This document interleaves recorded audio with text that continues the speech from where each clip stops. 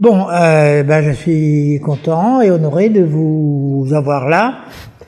Je vais vous parler de choses étonnantes, puisque je vais vous parler du sens de l'histoire. Est-ce que l'histoire a un sens? Ou est-ce que les événements se succèdent en désordre? Donc, j'ai pas besoin de me présenter. Je suis un retraité, un universitaire à la retraite, ancien professeur de l'université la plus gauchiste de France, Rennes 2. Et bon, j'ai survécu.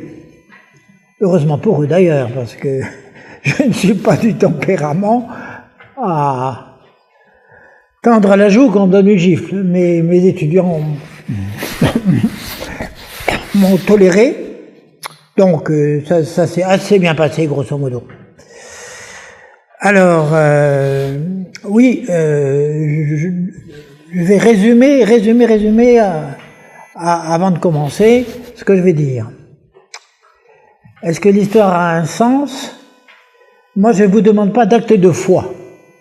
Vous m'écoutez, vous observez les faits comme moi et vous tirez les conclusions. Moi, je dis que l'histoire a un sens pour la simple raison que, par exemple, je prends un exemple parmi beaucoup, si vous prenez un roman de science-fiction publié en 1907 par Benson, qui était un écrivain anglais, ancien pasteur anglican devenu prêtre catholique. Donc Benson écrit un livre, Le Maître du Monde, il le publie en 1907. Et en 1907, il décrit ce que sera le monde vers l'an 2000. C'est pas mal, comme Paris. Eh bien, vous le lisez, et vous vous apercevez qu'il avait vu juste. Il avait vu juste. Le monde va vers l'unité, les religions vont vers l'unité, les économies vont vers l'unité. Tout ce qu'il avait annoncé, grosso modo, est en train de se produire sous nos yeux. Le mariage a disparu, l'euthanasie est légalisée, le divorce assisté est facilité, tout va très bien, Madame la Marquise. Voilà, il a tout compris. Tout, sauf une chose. Malgré son génie, je n'admirerai jamais assez Benson, le maître de la Terre, mais il y a, dans cette catastrophe qu'il décrit, il y a un rocher. Il tient le coup. Devinez qui? Le pape. Dans le roman de Benson, le pape, c'est un Saint-Pédis. On ne peut pas dire que ce soit exactement le cas aujourd'hui. Quand on voit des papes admettre à la communion non seulement les divorcés remariés, ce qui est une broutille, à mes yeux, mais les homosexuels. Bon, donc il y a un très gros problème, et j'en tire la conclusion globale, c'est que nous sommes dans une époque sans précédent. Nous sommes à la fin des temps. Voilà. Bon, alors cela dit, je vais vous lire ma petite conférence. Donc je suis un ancien professeur de l'université de Rennes 2. Ma spécialité, c'était la langue et la littérature du Moyen-Âge, français. Et ben voilà, quand on cherche, on trouve, quelquefois. Mais quelquefois, on trouve ce qu'on ne cherchait pas. Et moi, dans mes recherches, j'ai trouvé ce que je ne cherchais pas. Et donc, je vais vous apporter un élément nouveau, là, sur le sens de l'histoire.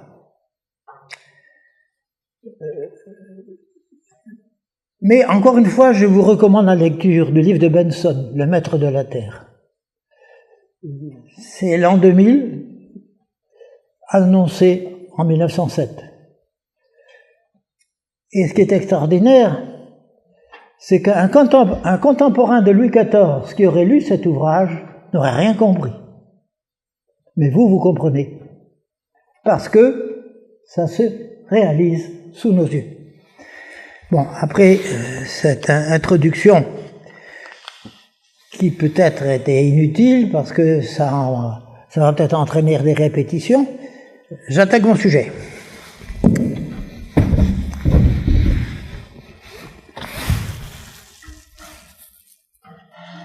Donc, ma spécialité, c'était la littérature du Moyen-Âge, et en particulier un roman inachevé, Le Perceval, l'écrivain Chrétien III, mort vers 1190.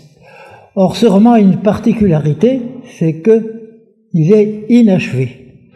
Il comporte un épisode, une scène centrale, dont on ne sait ce qu'elle veut dire, à première vue. C'est le mystère du Graal. Oui, imaginez un roman d'Agatha Christie dont on aurait perdu les 40 dernières pages. C'est ça. C'est ça, le Perceval de Chrétien III, qu'on appelle aussi le mythe du Graal, le mot Graal désignant un plat rond. Ma causerie comportera 3 parties. La première sera consacrée à ce que j'ai appelé la gnose primitive, ou religion c'est la religion de Babel, si l'on veut aussi. Dans la seconde, je traiterai du sens de l'histoire proprement dit, et dans la troisième, je parlerai de choses tout à fait d'actualité, l'objectif des initiés et les moyens qu'ils mettent en œuvre pour l'atteindre. Donc, tout est parti de recherche sur ce roman inachevé. Alors, depuis 200 ans, on creuse la question, d'où vient cette histoire de Perceval, appelé Lit-fils, en français du XIIe, Lit-fils de la dame veuve, le fils de la veuve. D'où vient cette histoire? Puisque dans le roman qui nous est parvenu, on n'a pas la solution. On a une cérémonie, une sorte de procession dans laquelle on montre une lance qui saigne. La lance est suivie d'un plat d'où émane une lumière éblouissante. Bon, et ça c'est le roman de Chrétien III. Heureusement pour nous, il y a d'autres versions de l'histoire, d'autres romans, en particulier un roman un peu postérieur, en gallois, Pérédire. Ce qui fait que pour pousser le plus loin possible mes recherches, j'ai été jusqu'à apprendre le gallois. Et donc, je lis le gallois. Je ne veux pas dire que je le parle couramment, mais je me ferai comprendre. Et donc, j'ai pu comparer le roman de Chrétien III à la version galloise du XIIIe siècle. Chrétien III, c'est XIIe,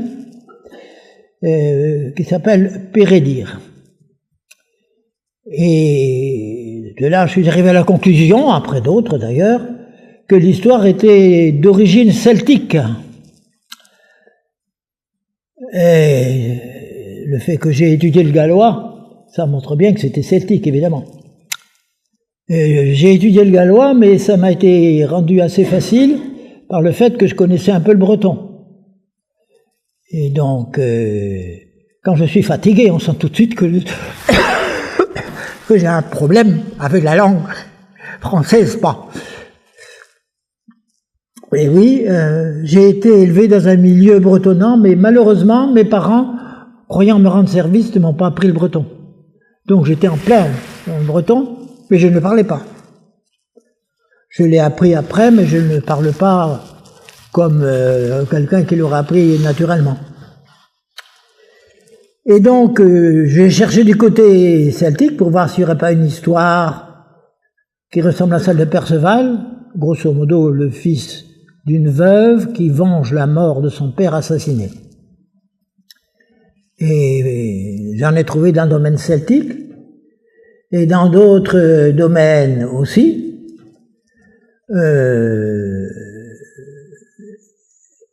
Et pour bien vous montrer que dès le début, j'ai senti que je ne faisais pas d'idée, dans une version irlandaise, eh ben, le fils de la veuve découvre qu'il est en face du meurtrier de son père à partir du moment où il a goûté à un poisson qui, dans la langue irlandaise, se dit le poisson de la connaissance, et au fils.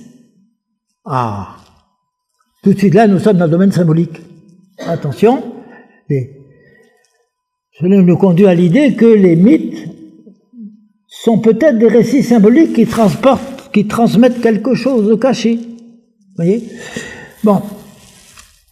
Alors, de fil en aiguille, j'ai été voir chez les Celtes, chez les Germains, chez d'autres, et même dans des peuplades d'Amérique latine. Et j'ai partout trouvé ce même type de récit, le fils de la veuve qui venge la mort de son père. J'anticipe beaucoup en vous disant que les maçons, les francs-maçons d'aujourd'hui, s'appellent les fils de la veuve. La plupart d'entre eux ne savent pas pourquoi d'ailleurs. Mais moi je sais pourquoi. Alors, de fil en aiguille, j'ai comparé des textes, j'ai réuni une cinquantaine de mythes du monde entier, où je retrouvais le même schéma, du fils de la veuve. Et je me suis dit, mais est-ce que ce mythe universel ne cacherait pas quelque chose? Et ce qui m'a mis sur la piste encore une fois, c'est une version irlandaise. Et au fils, le saumon de la connaissance. Il goûte au saumon et il dit, ça y est, je suis devant le meurtrier. Mon père, je le tue. Bon. Alors, je me suis dit, mais bon, il y a là quelque chose de caché. Il y a une religion cachée. Il y a des dogmes cachés. Il y a quelque chose là. Que veut dire cette histoire? Et après des recoupements, je suis arrivé à la conclusion que cette religion universelle, préhistorique évidemment, oppose deux dieux, un dieu civilisateur entre guillemets, ami des hommes, et un mauvais dieu, un tyran, jaloux. Le dieu civilisateur veut faire que les hommes soient des dieux eux-mêmes, et le dieu jaloux veut les maintenir sous sa domination. Alors, à partir de ce moment-là, qui est la veuve? Ben, la veuve, c'est l'épouse du dieu ami des hommes, qui a été assassiné ou exilé par l'autre dieu, le dieu mauvais. Et le fils de la veuve, qui est-ce? Ben, c'est celui qui sait. C'est celui qui a reçu la connaissance. C'est l'initié. Car il y a des initiés. Il y a des gens qui savent quelque chose et d'autres qui ne savent pas. Bon, parmi ceux qui savent, il y a différents degrés. Comme je vous le dirai tout à l'heure, j'en ai rencontré un à Rennes 2, un collègue qui était haut initié, qui me dit « je suis haut initié ». Et il m'a dit si vous voulez, moi j'ai des amis dans la franc-maçonnerie, si vous voulez vous faire entrer dans la franc-maçonnerie avec tout ce que vous savez, ça sera très facile. Je lui ai répondu, je ne peux pas, je suis catholique. Il m'a répondu, en s'énervant un peu, tant pis pour vous. Vous avez choisi le mauvais Dieu. Alors, j'en suis arrivé à la conclusion que derrière tout ça, il y avait une religion à mystère, à initiation, réservée à un petit nombre, à un petit groupe. Une gnose, autrement dit gnose veut dire connaissance, et qui se serait transmise à travers les âges, dans le secret. Alors comment s'est fait de la transmission? Probablement par les corporations ouvrières du Moyen-Âge. Je vais donc vous parler dans cette première partie de cette religion cachée. Pour mieux vous documenter, je vais porter à votre connaissance deux types de documents qui démontrent l'existence de cette religion secrète opposant deux dieux. L'un est emprunté à la religion d'un peuple sauvage, l'Amérique centrale. Ça fait penser à Topinambour, mais rien à voir. Ce sont les Tupinamba.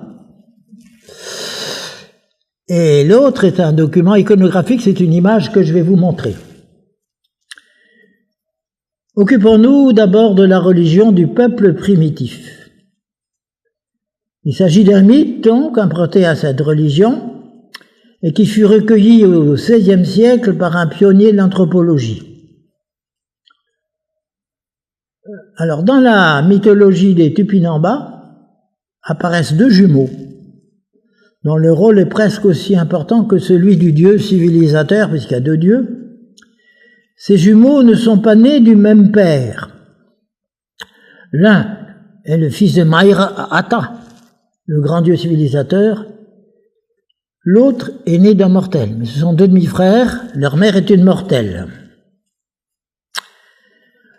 Alors, dès qu'ils atteignent l'âge adulte, les demi-frères se mettent en quête. Ils veulent retrouver leur père. Ils ne savent pas où il est passé. Le père est exilé, mais on ne nous dit pas pourquoi. Après bien des épreuves, ils arrivent à l'endroit où il s'est retiré, où on l'a caché, et ils se présentent à lui. Mais les choses ne se passent pas aussi facilement qu'on aurait pu le croire. Il décide de soumettre ses fils à des épreuves pour savoir s'ils sont vraiment ses fils. Alors, ils doivent tirer à l'arc, première épreuve, et leur flèche reste suspendue en l'air. Chez les Indiens Guarayou, ces flèches forment une corde qui permet aux jumeaux d'atteindre le ciel. Ce signe commence à convaincre le dieu civilisateur, Mahir-Ata, qu'il s'agit bien de ses enfants. Alors elle dit, mais c'est pas tout, vous avez une autre épreuve qui vous attend. Il leur commande alors d'aller passer par 3 fois à travers une grande roche fendue. Et c'est une roche qui se comporte comme une mâchoire. Elle s'ouvre et elle se ferme. Elle s'ouvre et elle se ferme. Et je lis le texte du XVIe siècle, de sorte que rien n'y pouvait passer sans y être écarbouillé. C'est-à-dire écrabouillé, évidemment. Est appelée cette roche, en leur langue, Irapi. À quoi les enfants obéirent tout soudain, et comme ils furent près de la roche, l'aîné dit à son puîné, à son cadet, « D'autant que tu n'es point le fils de mère, mais seulement de ma mère, passe le premier, afin que, si la roche te brise, c'est rassurant, je rassemble les pièces et te réunisse en ton entier. » À quoi le bâtard obéit, dit le texte, et ne fut pas sitôt en la fente de la roche qu'elle fut tellement rompue et brisée que les pièces en étaient aussi menues qu'une pierre bien pilée. Mais son frère, en un instant, les rassembla et remit en sa forme primitive, et le fit passer pour la seconde et troisième fois, sans qu'il encourût aucun danger de sa personne. Donc ça, c'est ce qui est arrivé aux jumeaux mortels. Enfin, je dis jumeaux parce qu'ils sont à peu près jumeaux, hein. Mais ils ne sont pas vrais jumeaux, ce sont des demi-frères. Puis, après, il passa à l'enfant légitime du Dieu, celui donc qui a un Dieu pour père et une mortelle pour mère. Ayant fait leur épreuve, ils s'en vinrent vers leur père, auquel ils dirent qu'ils devaient les avouer pour ses enfants, puisque sans aucune lésion, ils avaient passé le pas effroyable de la roche fendue, et tout encore l'aîné, ce qui était advenu à son puits-né. Donc, il y a eu une épreuve pour un des jumeaux, pour un des frères. Et au père, ça ne suffit pas tout ça. Il leur ordonne de lui amener un poisson magique. Sitôt dit, sitôt fait. Alors il dit, ben oui, vous êtes vraiment mes fils. Et il les admet auprès de lui. Voilà un mythe d'Amérique centrale. Qu'est-ce qu'il veut dire? Eh bien, je vais vous en donner une interprétation. Une interprétation qui ressort de comparaison. Inutile de vous dire que ce que je vous dis en quelques minutes m'a demandé des années. 3 éléments sont à retenir. Le passage des rochers qui se heurtent, qu'on appelle les simples gades dans le folklore, entre lesquels les héros doivent passer et qui symbolisent une épreuve mettant en jeu le courage physique des candidats. Bon, voilà. Premier élément à retenir. Deuxième élément, c'est la supériorité du fils légitime, dont le père est un dieu, symbole de l'initié, sur le bâtard, symbole du profane, ou candidat à l'initiation. Ce qu'on nous raconte là, c'est une histoire d'initiation. Troisième élément, le motif de la mort et de la résurrection du mortel. Motif de la mort et de la résurrection qui, comme par hasard, se retrouve dans l'initiation maçonnique et représente la métamorphose du profane, le mortel, en initié, celui qui sait. Donc les initiés forment des initiés. Le fils aîné était initié, désormais en possession de la connaissance. Bon, maintenant je vais vous montrer un document iconographique. Tout est dit en quelques dessins. Donc je vais passer dans les rangs pour bien vous montrer de quoi elle retourne. Vous avez ici une fresque qui a environ 2000 ans, ou plus. Ici, vous avez un dessin de la Renaissance. Et ici, vous avez un élément du symbolisme maçonnique. Bon, regardez bien. Remarquez ici, vous avez un être double, l'androgyne, hein, l'homme-femme,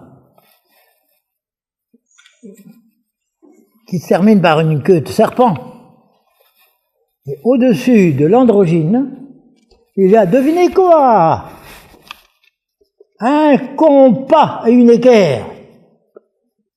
Avant l'ère chrétienne. Hein. Là.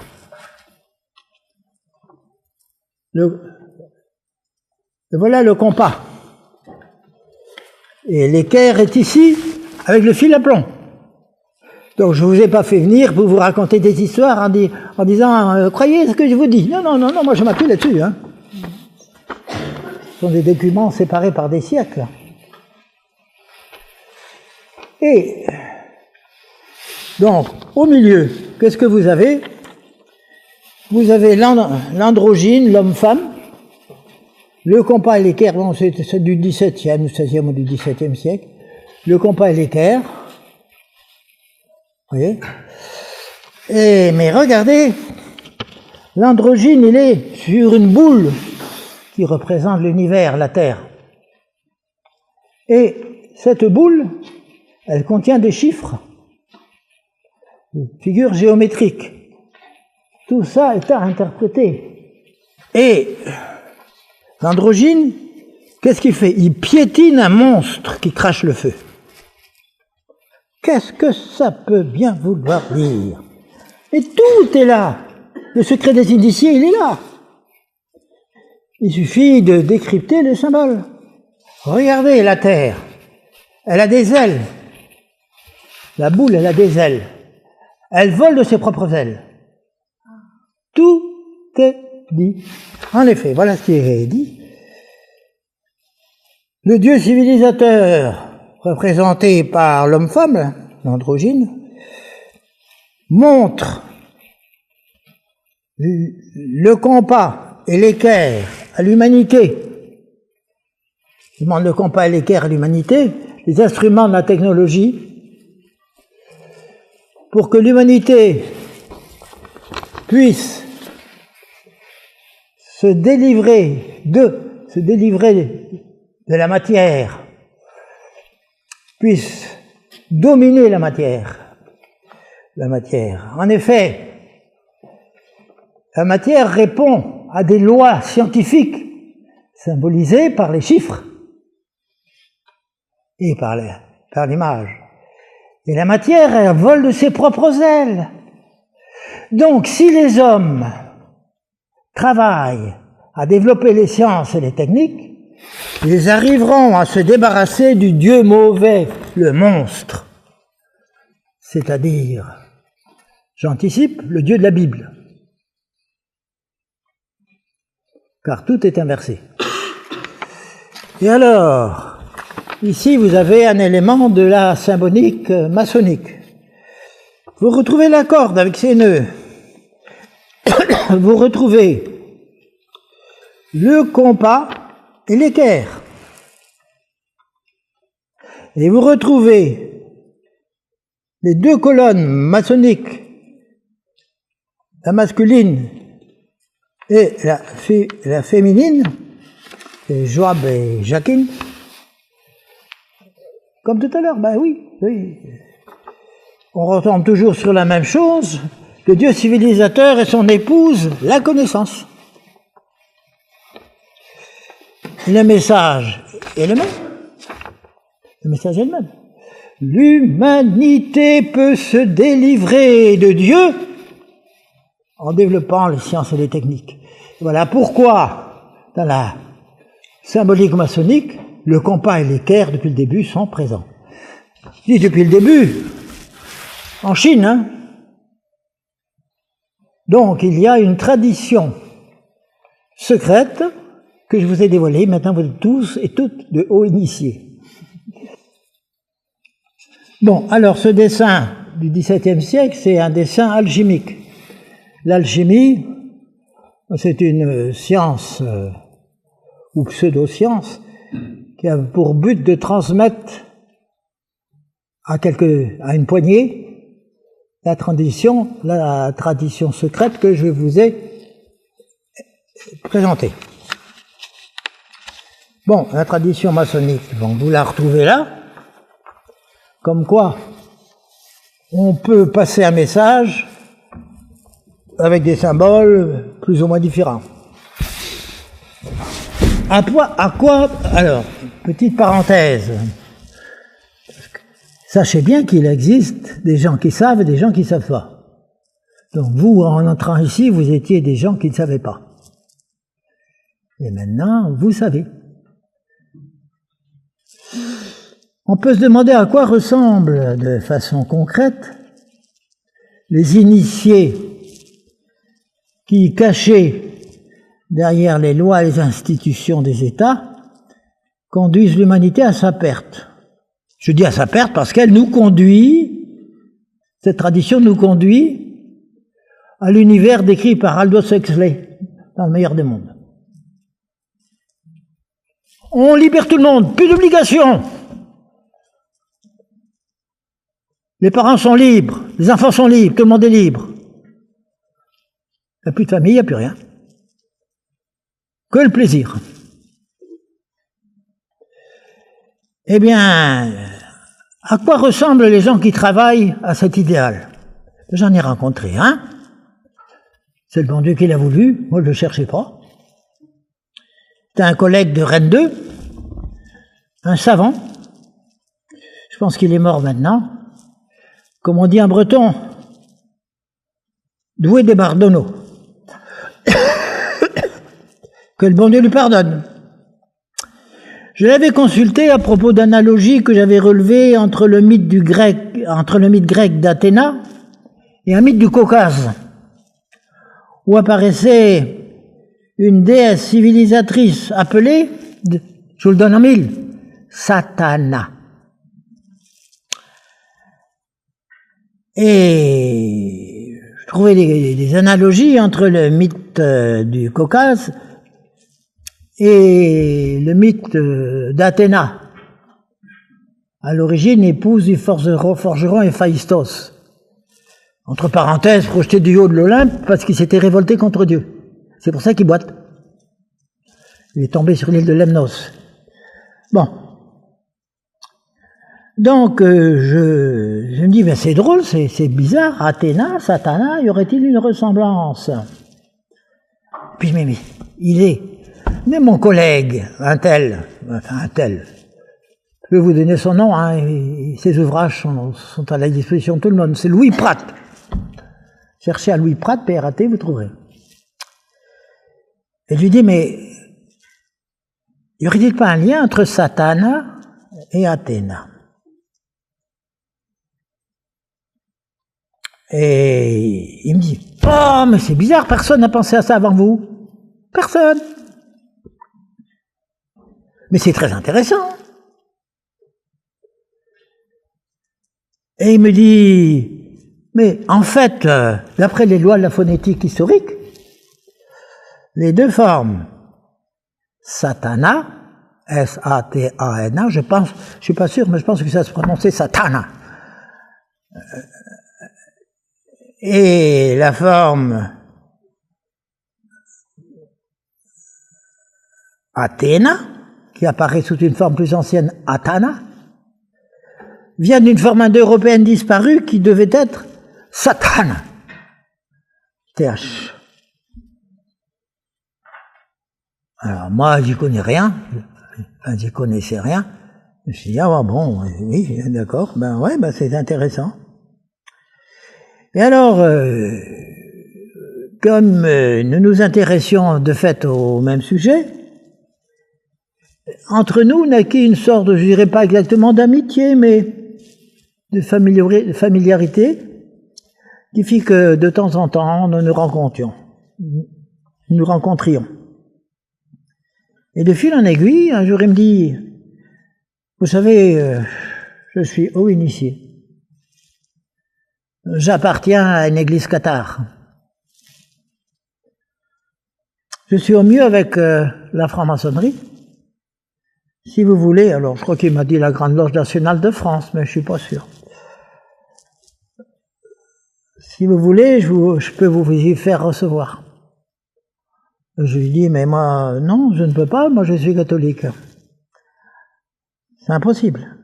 Et lui, de me répondre en colère, mais dans sa colère, il m'a tout dit, tout.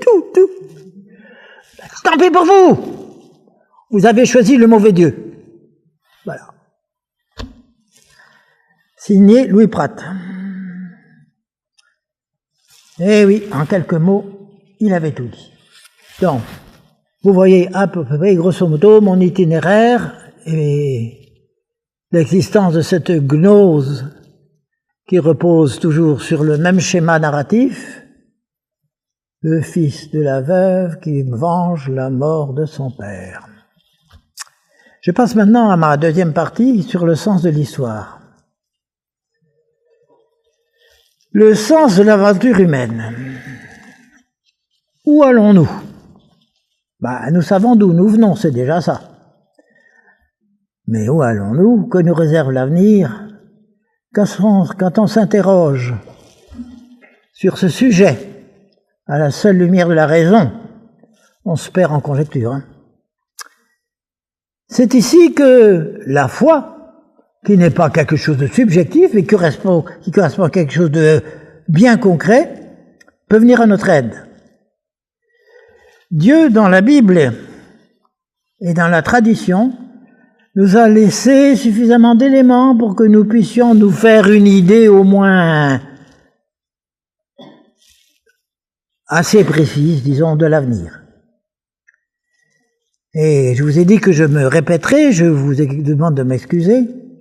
Comme preuve de ce que j'avance, je citerai donc le livre de science-fiction, d'anticipation, publié en 1906 ou 1907 par un Anglais, l'écrivain Robert Hugh Benson, prononce-le à l'anglaise, Robert Hugh Benson, sous le titre de Le Maître de la Terre. Ancien pasteur anglican, devenu catholique, l'auteur, donc en 1906-1907, imagine, à partir des événements qu'il a sous les yeux, et des événements à travers les siècles, et les données de l'enseignement de l'Église, il imagine ce que sera la fin du XXe siècle. Ben, c'est pas mal quand même, hein, 100 ans d'avance. L'état du monde a bien changé vers l'an 2000. La science a fait des progrès immenses, et désormais il existe un gouvernement mondial. Une révolution communiste a eu lieu en 1917. Il y a eu un concile dans l'Église en 1940. Et le communisme s'est étendu au monde entier. Il est parti de Grande-Bretagne. Donc vous voyez qu'il s'est planté sur un certain nombre de points. Mais c'est quand même intéressant. C'est pas parti de Russie, c'est parti de Grande-Bretagne. Or, je crois que Marx s'attendait à ce que la révolution débute en Grande-Bretagne, parce que c'était le pays le plus industrialisé de l'époque. Donc, plus de mariage. Le mariage, désormais, il s'agit de contrats renouvelables. L'euthanasie est permise par la loi, ainsi que le suicide assisté. Il existe même des cliniques spécialisées dans le suicide. Et c'est pas mal vu, hein? L'Église catholique se débat dans la plus grande crise de son histoire. L'immense majorité des fidèles, des évêques et des prêtres a apostasié. Il n'y a plus de soutane, bien sûr, on a changé la liturgie, enfin bref, bon. Et s'est mise en place la religion des droits de l'homme. Et c'est alors... Et cette religion des droits de l'homme, c'est toujours Benson qui le dit, eh ben, se substitue à toutes les autres religions, et elle a même une liturgie, il y a des cérémonies spéciales. Et c'est alors qu'apparaît un personnage extraordinaire, d'une éloquence prodigieuse, qui réussit à empêcher une guerre générale. Du coup, on lui donne le pouvoir sur le plan mondial. L'immense majorité des hommes se soumet. Sauf un, le pape. Le pape, c'est un vrai Saint-Pédis, et malgré la défection du clergé et des fidèles, il refuse d'obéir. Tout semble perdu. Et c'est alors, il ne sait plus comment finir son roman, le pauvre Benson. Et c'est alors que Dieu intervient, c'est la fin du monde qui commence. Et son roman s'achève là-dessus. Ben, mettez-vous à sa place, hein, comment finir? La principale source de Benson, c'est un passage de Saint Paul, seconde lettre aux Thessaloniciens, dans laquelle l'apôtre décrit les événements qui précéderont le retour du Christ. Je lis.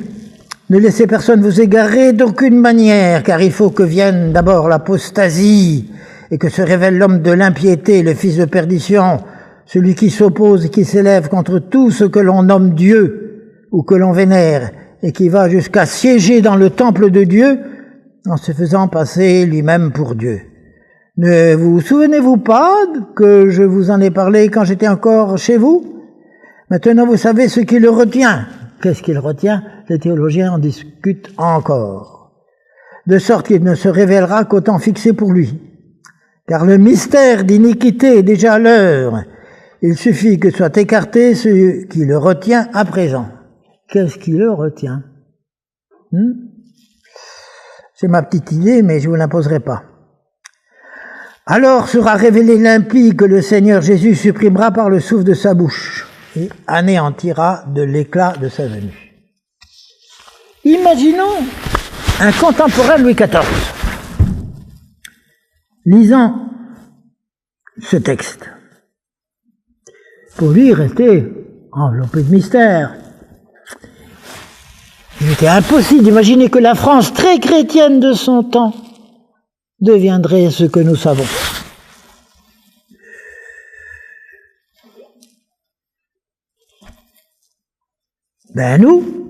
Nous voyons les choses d'une autre manière. Le récit de Benson nous donne froid dans le dos. Et pour moi, je ne vous impose pas ma vue, mes vues, mais pour moi, nous sommes entrés dans les temps apocalyptiques et je vois des signes providentiels qui le montrent. J'en vois deux. Le premier, c'est le retour des Juifs en Palestine. Et la fondation de l'État d'Israël en 1948, ce qui nous renvoie à ce verset de l'Évangile, Jérusalem sera foulée aux pieds par les nations jusqu'à ce que les temps des nations soient accomplis. Bon, c'est pas démonstratif à 100%, mais c'est quand même intéressant. Le second signe renvoie à cet autre verset de l'Évangile. Lorsque vous verrez l'abomination, la désolation dont a parlé le prophète Daniel établie dans le lieu saint, alors que ceux qui sont en Judée fuient dans les montagnes. Matthieu 24, 15. Les décisions du Saint-Pape actuel, quand je dis ça, je rigole, qui admet les divorcés remariés et les homosexuels à la communion, semble correspondre à la situation inouïe qui nous est annoncée. Mais très vite, je tourne la page pour ne pas m'écarter de mon sujet. Le livre de Benson est d'un intérêt exceptionnel. Je vous le recommande une fois encore. Autant par ses intuitions éblouissantes, il annonce parfois jusque dans le détail ce qui s'est produit au XXe siècle, que par ses erreurs. En ce qui concerne l'Antéchrist, il n'est pas absolument certain que l'auteur ait vu juste. Je ne sais pas. Les prophéties, en effet, ne s'éclairent totalement qu'après leur accomplissement. Et leur langage est souvent symbolique. Alors moi je me demande, c'est une hypothèse, je me demande si nous ne serions pas déjà dans le temps de l'Antéchrist. L'Antéchrist serait parmi nous, d'une certaine façon, collective, sous la forme des droits de l'homme, qui sont devenus religion universelle. Conclusion. L'histoire a bel et bien un sens. Les chrétiens peuvent connaître l'avenir dans ses grandes lignes. Et à partir de ce principe, je propose l'interprétation suivante. Contrairement à ce qu'affirme le matérialisme athée, l'histoire n'est pas l'affrontement de forces aveugles, mais selon la formule de saint Augustin, le combat des deux cités, celle de la terre, c'est-à-dire la tradition luciférienne révolutionnaire, bâtie sur l'amour de soi jusqu'au mépris de Dieu, et celle du ciel, bâti, je cite toujours saint Augustin, sur l'amour de Dieu jusqu'au mépris de soi. J'attaque ma dernière partie, courage. Je vais vous parler maintenant de l'objectif des initiés. Mais auparavant, il ne sera peut-être pas inutile de revenir sur le genre d'hommes qu'ils sont. J'en ai dit quelques mots tout à l'heure, à propos du collègue qui me proposa, il y a quelques années, d'entrer dans la franc-maçonnerie. Qui sont les initiés?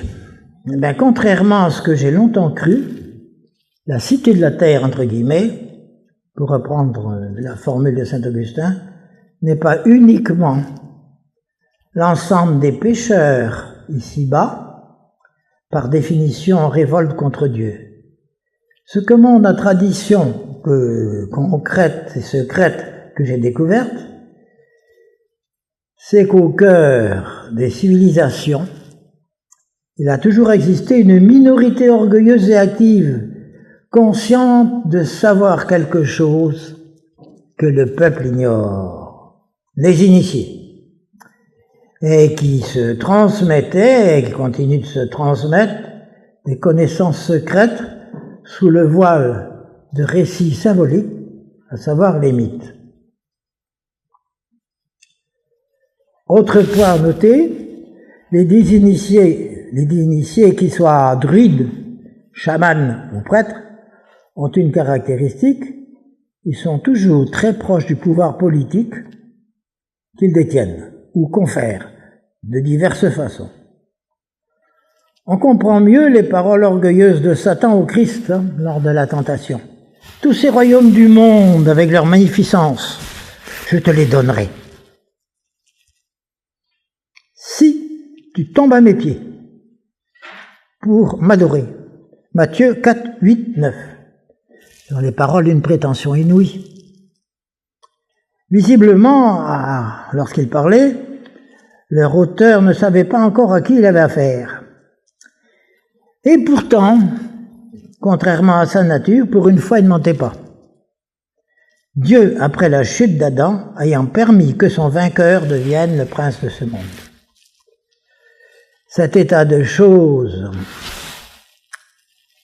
où Satan régnait partout, cet état de choses fut interrompu par l'incarnation qui permit la merveilleuse parenthèse de la chrétienté. Satan, conformément à la prophétie de l'Apocalypse 20, 1, 10, fut enchaîné pour 1000 ans. Prophétie qui, mal comprise, fut à l'origine d'une hérésie, le millénarisme.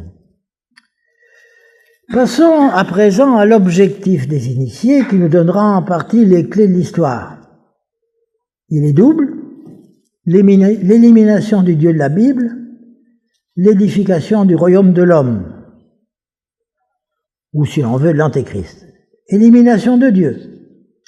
Avec l'humanisme, la Renaissance et la Réforme, l'ennemi, délié pour un temps, Apocalypse 23, entreprit de reconquérir le pouvoir qu'il avait perdu. De ces trois éléments, le plus important de loin est l'humanisme, sur lequel les manuels d'histoire ne s'étendent guère. Lorsqu'il précise que, plaçant l'homme au centre de l'univers, ce courant philosophique faisait de lui la référence suprême et la mesure de tout, il semble avoir tout dit. En réalité, peut-être qu'il taise l'essentiel.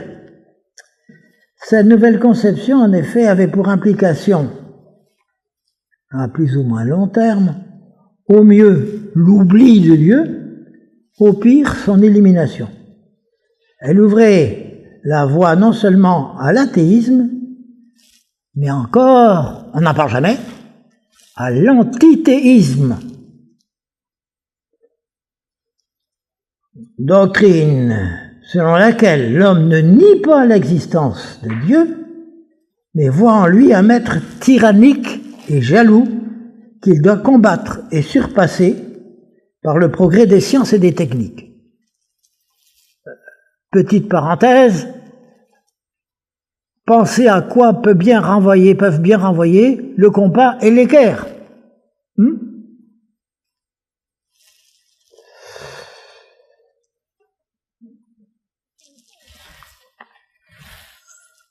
En ce qui concerne l'humanisme, je ne mentionnerai qu'un texte, celui que l'initié Rabelais, mort en 1553, consacre à l'éloge du Pantagruélion, à savoir le chanvre, auquel il attribue les découvertes géographiques de son époque. Face à ce produit miraculeux, la réaction des dieux, telle qu'il l'a décrit, est significative. Les dieux, en effet, craignent que les descendants de son héros, Pantagruel, ne découvrent une herbe d'énergie semblable, grâce à laquelle ils pourront, je cite, « visiter les sources des grêles, envahir les régions de la Lune, et finalement les étoiles, allant jusqu'à prendre les déesses pour femmes, seul moyen pour eux-mêmes de devenir des dieux. » Tiers livre, chapitre 51. Il est clair que, sous la fiction burlesque de cet technoprogrès, qui annonce la découverte de l'aviation, des voyages interplanétaires, et les voyages interplanétaires, se cache l'idée fondamentale de la lutte contre un Dieu jaloux. Le message à l'intention des initiés est clair, l'homme pourra un jour, par ses propres moyens, s'égaler à Dieu. On pourrait croire qu'il s'agit d'une plaisanterie d'érudits. Pas du tout. Plus près de nous, deux hauts initiés jettent le masque. Le premier est Bakounine, 1814-1876, anarchiste russe, qui adhéra à la franc-maçonnerie en 1845. Dans son livre « Dieu et l'État », il n'hésite pas à écrire « Satan est le premier libre penseur et sauveur du monde. Il libère Adam et imprime sur son front le sceau de l'humanité et de la liberté en le faisant désobéir. » Le second est français, c'est Pierre-Joseph Proudhon, 1809-1865, le père du socialisme français. Ami puis adversaire de Marx, il fut initié en 1847. Il fait un récit de la cérémonie de son initiation dans son livre « De la justice dans la Révolution et dans l'Église » 1858. Son initiation est surtout célèbre par le fait que Proudhon, à la troisième question « Devoir de l'homme envers Dieu ?» répondit « La guerre ». J'ajoute que dans le récit auquel il est fait allusion, Proudhon écrivait ceci, je cite, « L'antithéisme n'est pas l'athéisme.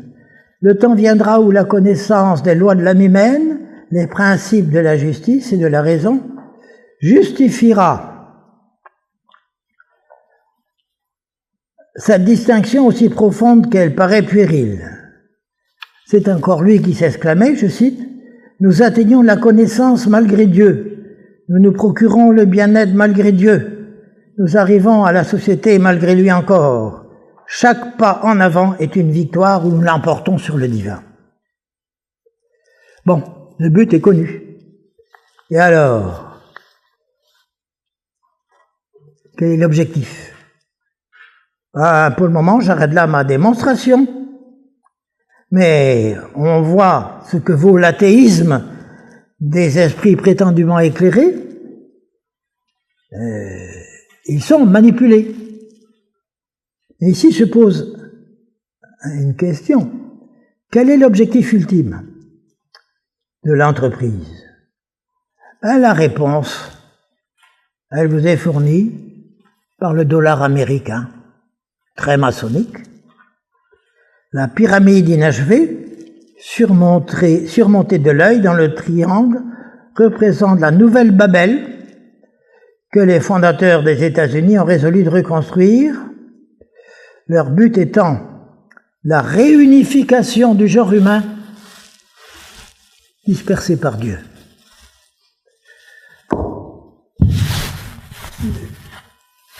Bon. Courage, on a presque fini. Courage, on a presque fini. Alors, Les moyens mis en œuvre maintenant. Comment faire l'unité du genre humain? Pour abréger, je dirais que tonton Adolphe, Hitler, qui appartenait à une société secrète, il s'imaginait que c'était fait pour lui. Alors, un de ses principes, c'était « Ein Volk, eine Sprache ». Un peuple, un seul peuple, une seule langue. Ein Führer. Bah, évidemment.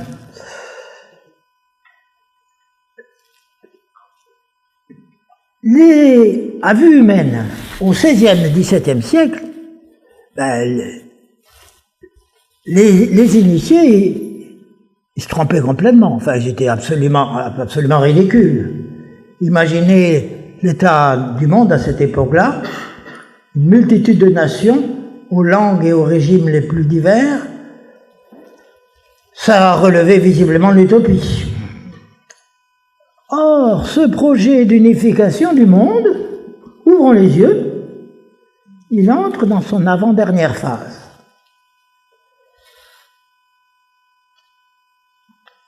La démarche mérite d'être étudiée à la loupe. Elle correspond à l'exécution d'un plan d'une habileté suprahumaine. Le premier pas fut la création de l'idéologie révolutionnaire, ou, si l'on veut, des idéologies révolutionnaires. Variées, certes, mais identiques quant au fond, ces substituts de religion et de morale avaient et ont toujours pour finalité la légitimation de la révolte, puisqu'elle repose sur le principe que la société est mal faite, que seule l'égalité absolue des citoyens, obtenue par la démocratie, est un idéal digne d'un pays civilisé. Elles sont très dangereuses, les idéologies, car elles aboutissent parfois à former des fanatiques capables de perpétrer en toute bonne conscience les pires meurtres. Cet endoctrinement commence dès l'école primaire, obligatoire et laïque, qui est un élément essentiel du plan. Faussement neutre, l'école moderne est une machine de guerre extrêmement redoutable contre la religion, puisqu'elle élimine de l'horizon mental des hommes l'essentiel, à savoir Dieu, quitte à le remplacer plus tard, quand le moment sera venu, par une très vague divinité, le grand architecte des maçons, qu'on pourra confondre avec l'univers lui-même.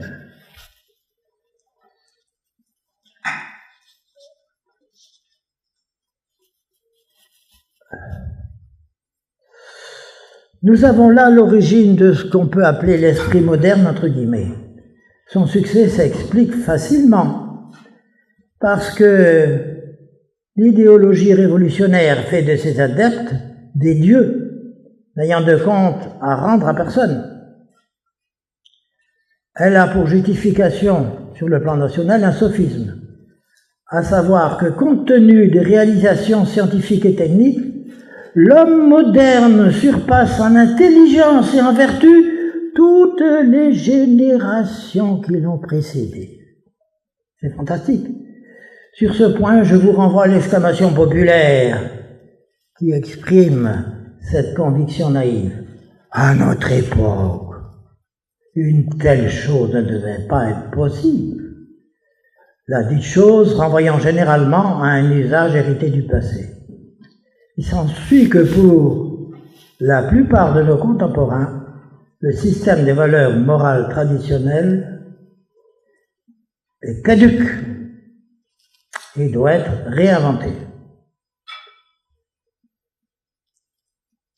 Bon, je vais m'abréger, parce que je suis plus long, excusez-moi, que je n'avais prévu, et je vous signale les 3 stades par lesquels on passe pour arriver à l'état unique, à l'état mondial. 3 stades. Le premier fut l'étape nationaliste qui flattait l'orgueil collectif des peuples et devait conduire à la constitution d'États fondés sur le principe d'unité linguistique et raciale. Ce fut l'œuvre du XIXe siècle où l'on vit se réaliser en particulier l'unité italienne et l'unité allemande. Le second stade fut celui des guerres totales, aboutissement logique du nationalisme manipulé par les sociétés secrètes. Vous savez sans doute que la guerre 14 est partie de l'attentat de Sarajevo, que l'attentat de Sarajevo fut l'œuvre de francs-maçons. C'est connu, admis des historiens, c'est démontré.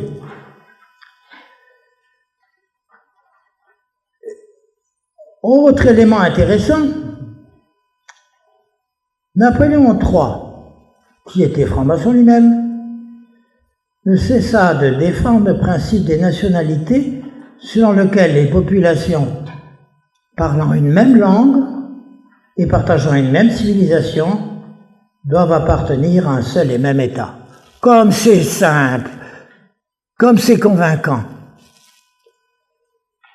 Son manque d'intelligence politique l'empêcha de voir les conséquences catastrophiques du principe.